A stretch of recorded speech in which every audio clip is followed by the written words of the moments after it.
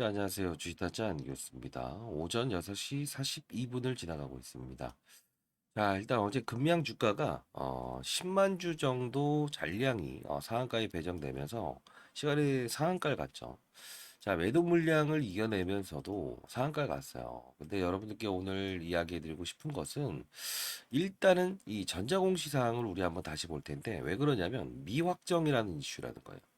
자, 최근 유상증자 건 등장했을 때 미확정입니다라는 이야기가 나왔죠. 이게 다시 한번 더 9월 27일 날 확정이냐 아니면 3개월 이내에 재공시하겠느냐라는 뜻을 이때 9월 27일 날 재공시하는 예정이에요. 근데 중요한 건 뭐냐면 여기 기재정정이라고 나와 있죠. 투자 판단 관련 주요 경영상. 이게 진짜 재미있는 건 뭐냐면 여러분들 미확정이라는 거와 기재정정 안에 있는 전자공시의 내용이 똑같은 거예요. 자, 어떤 이야기냐면 일단 기사화된 내용을 한번 같이 보도록 할게요. 자, 여러분들 중요한 내용입니다. 이따 라이브 진행할 거니까 라이브 참여 가능하신 분들은 링크 주소 남겨놓을 거니까 참여 한번 해보시고요. 자, 금융 2조 3천억 원 2차 전지 공급 계약을 체결했다. 결국은 쭉 내리다 보면 안정적인 배터리를 판로한다. 그리고 E 하나70 배터리 6년간 공급한다. 이게 LG에너지솔루션, 삼성 SDI 이후에 세 번째죠. 근데 여기서 쭉 나오게 되면 뭔가 확정적인 2조 3천억 규모다라고 딱 나와 있어요. 그죠? 맞잖아요. 자, 뭔가 나노텍이라는 에너지 회사와 결국은 대규모의 공급 계약을 체결했다. 확정적인 멘트가 나왔죠. 부산 일보를 통해서. 근데 여기까지는 좋아요. 여기까지는 좋은데 전자공시상을 가게 되면 기재정정이란 걸 슬쩍 냈다고요. 잘 보세요. 여기 보시게 되면 추후 고객과의 협의에 따라서 변동될 수 있다. 그게 뭐다? 계약 기간과 계약 조건. 그쵸? 자, 그러면 우리가 이제 알 수 있는 부분은 이게 확정된 게 아니구나. 그러면 과거의 유상증자에 대한 부분도 기사화를 시키고 여기서 바로 나중에 이제 이 전자공시를 통해서 이해가 됐죠. 자, 본 공시는 8천억 유상증자 추진에 대한 해명 공시 비확정입니다. 당사는 유상증자를 포함한 자금 조달 방안을 면밀히 검토하고 있으나 본 시점에서 현재적으로 구체적인 사항은 없다. 1개월 이내에 재공시하겠습니다. 이게 9월 27일이야. 그러면 9월 27일이라는 날짜를 우리가 다시 한번 더 리마인드 한번 해보자고요. 이 정도잖아요. 그죠? 그럼 오늘 이제 하루 잘 넘기게 되면 일단은 주가는 어느 정도 오른선에서 끝난다. 그럼 하나, 둘, 셋, 넷, 다섯. 제공시해야 된다는 거예요. 자, 여러분들 주가가 올랐을 때 유상증자 금액을 많이 받을 수 있습니까? 아니면 주가가 빠졌을 때 유상증자 금액을 많이 받을 수 있습니까? 주가가 올랐을 때잖아요. 지금 3조 정도 되죠. 주가가 하락해서 2조까지 빠진다고 한번 가정을 해봅시다. 그러면 8천억의 유상증자를 하려고 하면 시가총액 대비해서 몇 프로를 차지하는가? 이걸 본다 이거예요. 최대한 빠지기 전 주가 언저리까지는 들어 올려놔야만 유상증자에 대한 부분에서 실권주도 줄어들 수 있고, 그리고 이 청약사, BNK 투자증권, 한국투자증권, 그리고 또 최근에 이제 철회했던 KB투자증권은 철회했죠. 자, 결국은 뭐냐면 이게 하나 빠짐으로 인해서 주가를 올려놔야만 이 증권사를 통해서 실권주가 나온다 하더라도 실권주를 받아줄 수 있고, 두 번째는 뭡니까? 가격을 끌어올려야만 그 끌어올린 상태에서 유상증자에 대한 부분이 시총의 3분의 1이 아닌 뭐 2.3분의 1 정도밖에 안 돼요라고 해서 사람들이 조금은 이렇게 어, 덜 경계심을 가질 수 있지 않겠습니까? 사실 오늘 여러분들께 좀 안 좋은 이야기를 하는 이유 중에 하나는 사실 제가 분명히 여러분들께 이때 감사 보고서 계속적인 사업은 이어질 수 없을 것 같다. 그죠? 그러면서 상장 폐지가 아닌 뭔가 주가에 하방 요소가 작용한다. 테슬라 원통형 배터리 이야기 나왔을 때나 아니면 정의선이 방문했을 때도 제가 경각심을 알렸던 유일한 사람이었을 거예요. 그리고 유상증자 돈이 필요할 수밖에 없다. 류강주 회장 이 말씀도 해드렸고요. 실제로 근데 주가의 상승을 보일 때는 어떤 걸 보라고 했어요? 삼성 SDI 그죠? 원통형 배터리 즉 삼성 SDI 주가가 바닥을 찍고 오를 때 우리는 그때 큰 폭의 상승이 나온 다음에는 타이밍이 한번 잡아보시죠라고 말씀드렸죠. 실제로 보게 되면 어때요? 똑같은 흐름. 우리는 산업의 사이클을 조금 무시하고 있는 건 아닐까?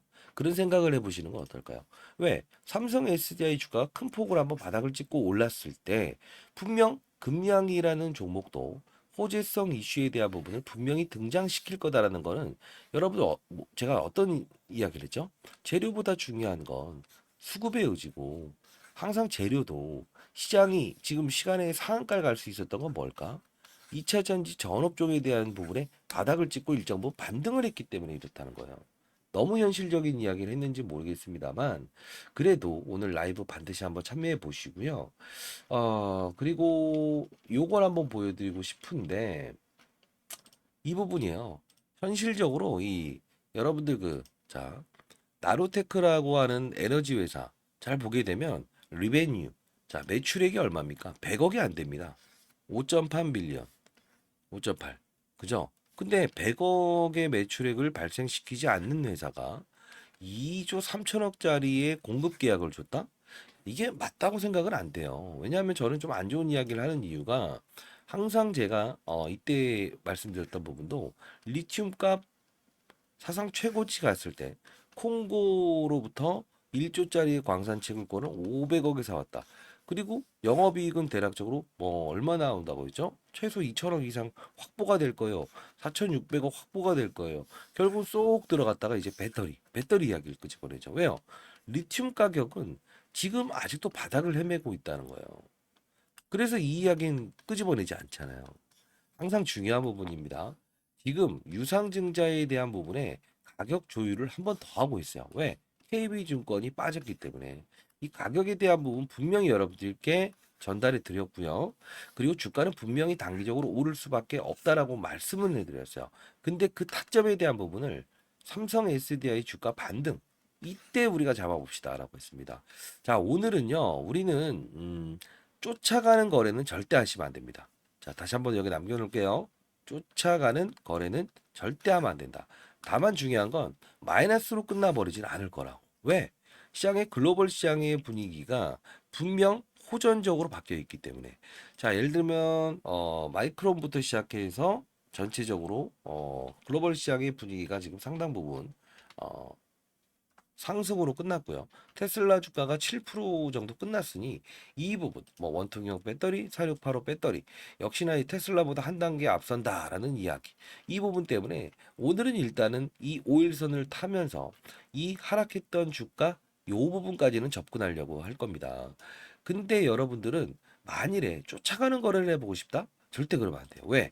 만일에 이 금양이라는 종목을 정확하게 인식하고 있다고 한다면 첫 번째 지나간 사실이지만 유상증자라는 건 수면 위로 다시 한번 끄집어 나올 건데, 즉 주가가 올랐을 때, 즉 시가총액 대비해서 몇 프로의 유상증자를 단행하느냐에 따라서 사람들의 심리가 달라질 수 있기 때문에 그런 겁니다. 다시 한번 말씀드릴게요. 우리가 이제 거래를 해야 될 때 이 업종에 대한 변화를 정확히 인식하지 못한다고 한다면 왜 재료를 이 시기에 내는가? 그리고 실제로 100억 정도도 안 되는 매출액을 보이는 그 나노 회사가 결국 금량이 2조 3천억이라는 부분에 이 수주 공시를 줬는가? 이 부분도 면밀히 살펴볼 필요가 있다는 거예요. 자, 일단은 여러분들 힘드실 거지만 제가 항상 이제 저는 옳은 소리를 하는 이야기를 여러분께 이제까지 영상을 통해서 말씀을 해드렸습니다.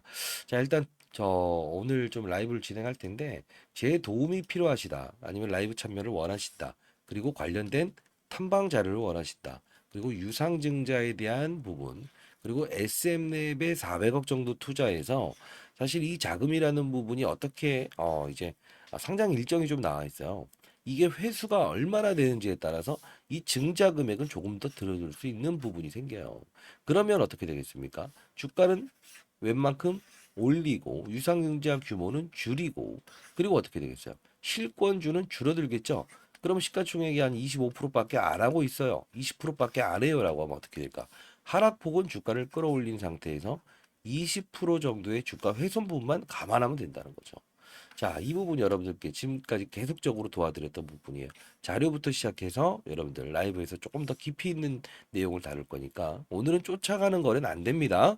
자, 상단에 나와 있는 전화번호 라이브 참여 가능하신 분들, 제 도움이 필요하시다는 분들이 있다고 한다면 010-4822-8706입니다. 자, 금양이라고 해서 두 글자 이렇게 남겨놓으시게 되면 제가 링크 주소 보내드릴 거고요. 자, 승인을 해드릴 거니까 반드시 여러분 참여 한번 해보시기 바랍니다. 자, 인생의 선배님들 가장 중요한 건 시장을 먼저 바라봐라. 그리고 산업의 사이클을 보고 업종의 분위기를 보고 종목을 찾으면 결국 실수 확률은 0으로 줄일 수 있다고 말씀드렸습니다. 자, 여러분들 오늘 일단 면밀히 제가 라이브에서 다뤄드릴 거니까 반드시 참여하시기 바랍니다. 아시죠? 자, 힘내시고요. 일단은 목표 주가를 막 이렇게 보면 안 돼요. 다시 한번 더. 우리는 9월 27일에 뭐가 있다? 미확정이 다시 한번 더 3개월짜리 미확정을 받느냐. 이 부분. 그죠? 그리고 확정으로 돌아서느냐. 유상증자. 이 부분은 동사의 주가가 어느 정도에 위치하느냐에 따라서 바뀔 수 있는 부분이에요. 이것도 역시나 여러분들 다음 주도 여러분들과 라이브를 통해서 말씀해 드리겠습니다만 보유자들이 쫓아가는 거래는 절대 하면 안 됩니다. 아시죠? 감사합니다.